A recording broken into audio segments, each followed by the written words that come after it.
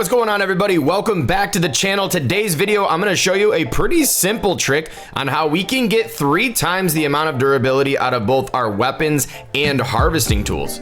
I'm also going to be breaking down how to get the materials for the brand new Legendary Forge.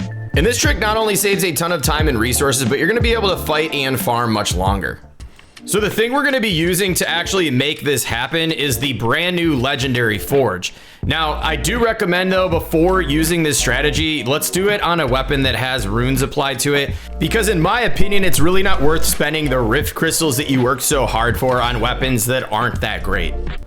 And for the Legendary Forge, we need 3 Rift Crystals, 8 Iron Bars, 6 Cut Ruby, and 5 Rift Shards.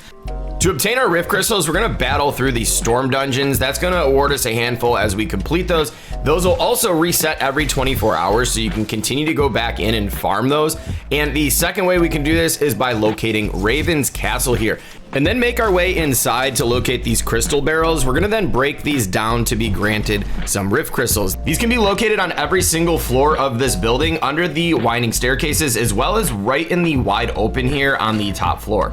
For Iron Bars, the easiest way in my opinion is just locating grand chests throughout your world and breaking them down. However, you can get this a number of different ways, including breaking some things down in the Lost Isles, as well as just getting normal iron out of Frostland's caves and bringing it on over to a metal smelter.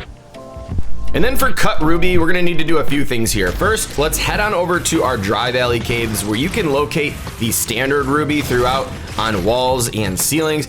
And then once you've obtained enough, we're then going to need a gem cutter, which you can pass the standard ruby through and it will refine it into Cut Ruby.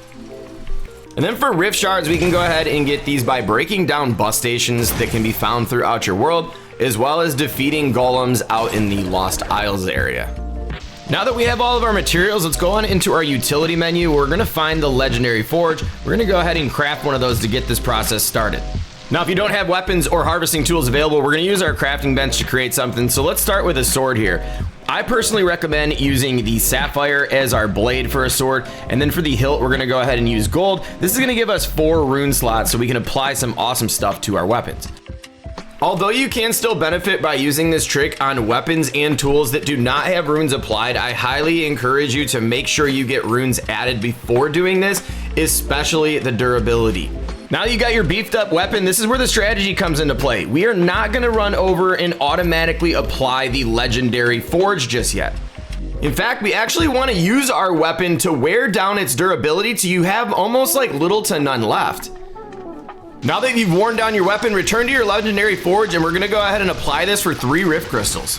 You'll notice now we have a brand new full durability bar. Now don't get too confused though, because it's actually a little bit different than the original one. The original one has like a green bar, but when you get the Legendary Forge applied, it is now gonna be an empty bar.